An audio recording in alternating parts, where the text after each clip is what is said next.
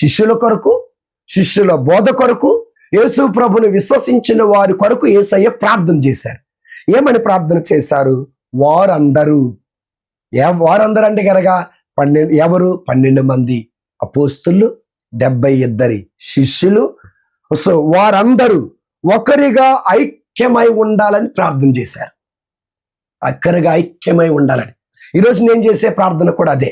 Lutheran కావచ్చు, Protestant కావచ్చు, లేకపోతే పెంతుకోస్తు కావచ్చు, లేకపోతే బెరాకా కావచ్చు, లేకపోతే బేతేలు కావచ్చు, ఏదైనా నేను నా దేవుణ్ణి అడిగేది ఒకటి, కలిసి ఉండాలి, విశ్వాసములో ఐక్యంగా ఉండాలి, ప్రార్థనలో ఐక్యంగా ఉండాలి, దేవునిలో ఐక్యంగా ఉండాలి. నా యేసయ్య నాకు నేర్పిన ప్రార్థన అదే. ఈరోజు నేను ప్రతి సంఘం కొరకు ప్రార్థన చేస్తున్నా, ఈరోజు ప్రతి సేవకుడి కొరకు ప్రార్థన చేస్తున్నా, ప్రతి పాస్టర్ గారి కొరకు, ప్రతి పాస్టరమ్మ గారి కొరకు ప్రార్థన చేస్తున్నా.